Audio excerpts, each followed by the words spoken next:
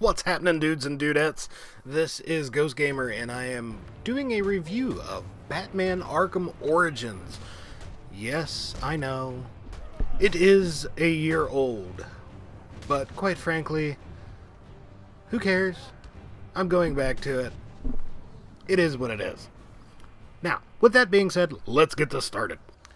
And with starting, I will fire off the sheer fact that, well, for those of you who well, actually, you know what? Hold on, let me go back just a little bit here. For those of you who are watching this and am kind of wondering what's going on here, for me, as a reviewer, this is the very first little bit of gameplay you get into.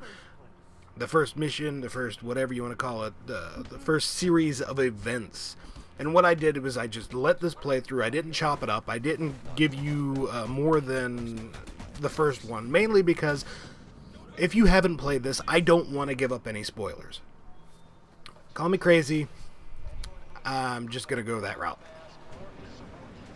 Not really fair for those of you who haven't played it, that want to play it, but haven't played it yet. Or maybe thinking about playing it or what have you, to be spoiled about information that happens in the game later on in the game. So you are essentially getting nothing more than the first level. In this video, at least. I will come out and say this. It is not Arkham City. I mean, it's not bad. It's not exactly what... it's not as good, and it's not as polished, maybe, as Arkham was. But Arkham Origins is actually a really decent game in my eyes. I like it. I've played a crap load of it. This is actually the second time I'm playing through it, and I still like it. It does have some glitches, and quite frankly, I will say, I think the developers pretty much cheated and basically did a lot of no-nos as far as I'm concerned as a modeler and everything.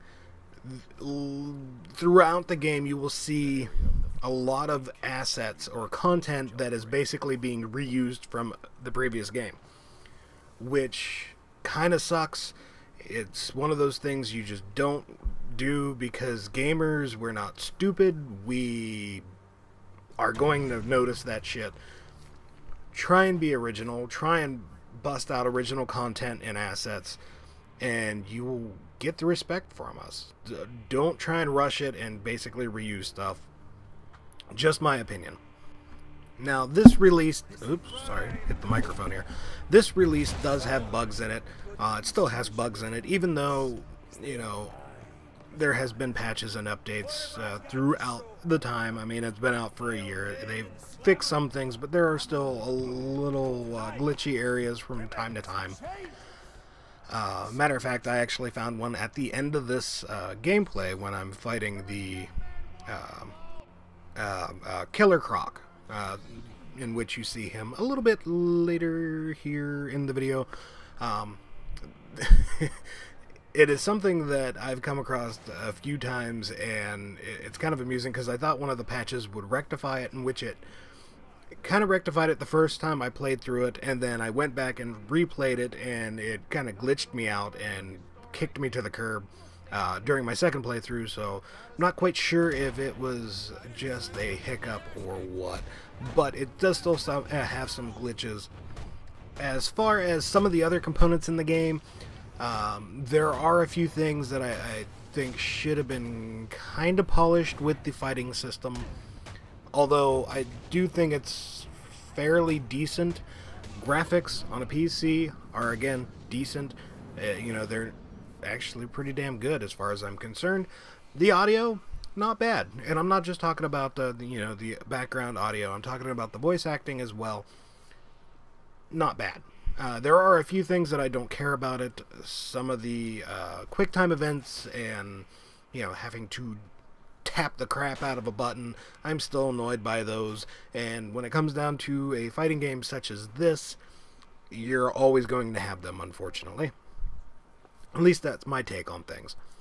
But either way, to throw back to some of the negativity as far as this goes, I do feel that it is too linear for my liking. Arkham City, you had more free reign, if you will.